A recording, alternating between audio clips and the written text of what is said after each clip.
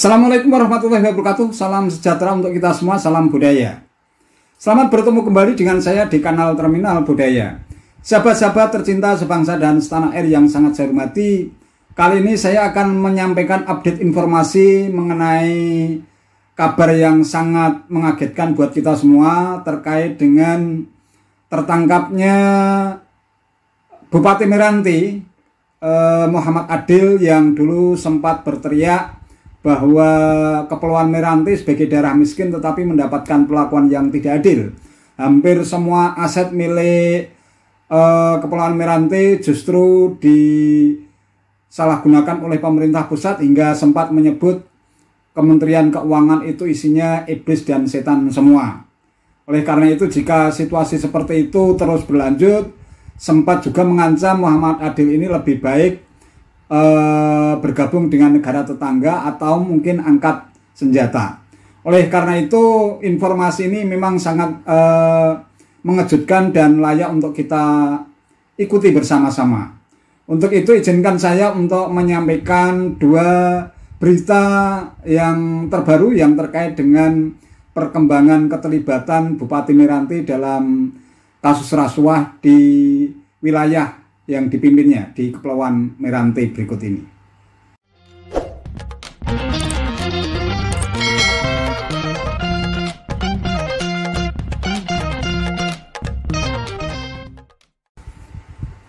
Ya, informasi ini bersumber dari suara.com yang dipublikasikan pada tanggal 7 dan 8 April tahun 2023. Informasi yang pertama bertajuk KPK sita uang puluhan miliar hasil OTT Bupati Meranti.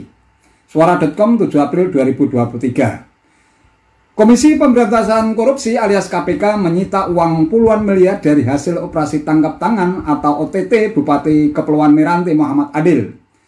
Kepala Bagian Pemberitaan KPK Ali Fikri menyebut dugaan korupsi tersebut berupa suap yang didominasi fee proyek Kepala SKPB Kabupaten Kepulauan Meranti. Yang disita kurang lebih mencapai miliaran rupiah, kata Ali pada hari Jumat 7 April 2023. Selain itu, Adil juga diduga melakukan korupsi dengan memotong uang persediaan alias UP dan ganti uang persediaan alias GAP. Serta penerimaan lainnya tahun 2021 sampai dengan 2023 juga cukup besar, kata Ali. Adil dan satu orang lainnya sudah berada di Gedung Merah Putih KPK Jakarta Selatan pada hari Jumat 7 April 2023. Dia tiba pada sekitar pukul 16:17 WIB. Sementara 6 orang lainnya masih dalam perjalanan menuju KPK. Tolong beri waktu kami untuk bekerja. KPK akan menjelaskan kepada publik sebagai pertanggungjawaban kerja-kerja KPK ke publik, kata Ali. Ali sebelumnya menyebut 25 orang yang terjaring OTT tersebut termasuk Adil selaku Bupati Kepulauan Meranti. Kemudian ada sekretaris daerah hingga kepala dinas. Sejauh ini tim KPK mengamankan 25 orang terdiri dari Bupati, Sekda, Kepala Dinas dan Badan, Kepala Bidang dan pejabat lainnya di lingkungan Pemkab Kepulauan Meranti serta ajudan Bupati dan pihak swasta, katanya. Itu berita yang diinformasikan melalui suara.com 7 April 2023. Update yang kedua ini bertajuk resmi jadi tersangka Bupati Kepulauan Meranti Muhammad Adil bakal berlebaran di rutan KPK. Bersumber dari suara.com 8 April 2023. Komisi Pemberantasan Korupsi alias KPK resmi menetapkan Bupati Kepulauan Meranti Muhammad Adil dan 2 orang lainnya sebagai tersangka korupsi. Mereka diduga terjerat kasus suap pengondisian pemeriksaan keuangan tahun 2022 di lingkungan pemerintahan Kabupaten Kepulauan Meranti, Provinsi Riau. KPK menetapkan 3 orang tersangka, kata Wakil Ketua KPK Alexander Marwata di Gedung KPK Jakarta Jumat 7 April 2023. Diungkap Alex, 2 orang tersangka lainnya, Kepala BPKAD Kepulauan Meranti Fitrianingsih alias FN dan pemeriksa muda BPK Perwakilan Riau M. Fahmi Arisa MFA.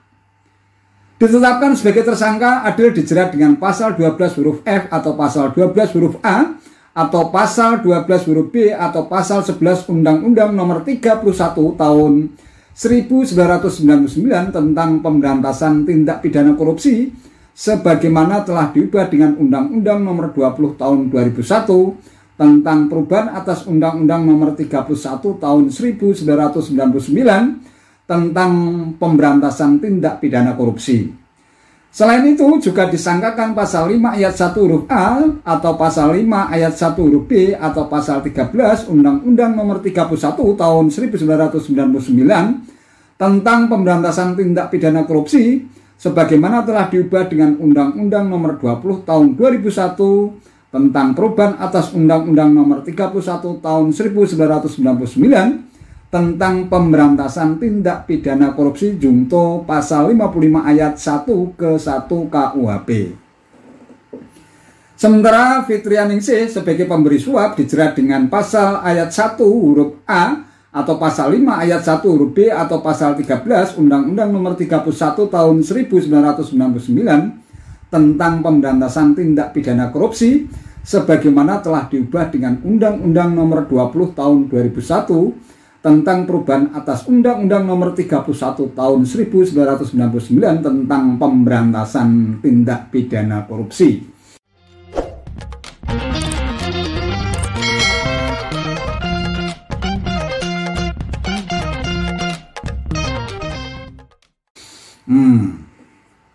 Itu dua update berita yang bisa saya sampaikan. Sekarang kita coba analisis sebentar ya.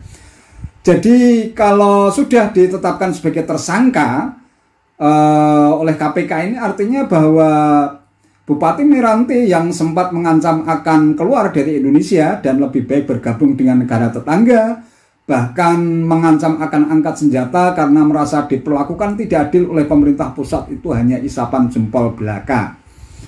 Jadi banyak juga yang berspekulasi bahwa ancaman yang dilontarkan oleh Muhammad Adil sesungguhnya untuk menutupi sikap korup yang ada dalam dirinya, seolah-olah memainkan citra semacam flying victim ya. Seolah-olah Kepulauan Meranti itu menjadi daerah miskin karena menjadi korban dari sikap serakah pemerintah pusat. Nah, kalau sudah ketahuan tertangkap tangan oleh KPK seperti ini, tentu saja Muhammad Adil sulit untuk alasan berargumen atau menjadikan dalih bahwa apa yang dilakukan selama ini semata-mata murni untuk kepentingan rakyat Kepulauan Meranti. Ini saya kira patut untuk dipertanyakan.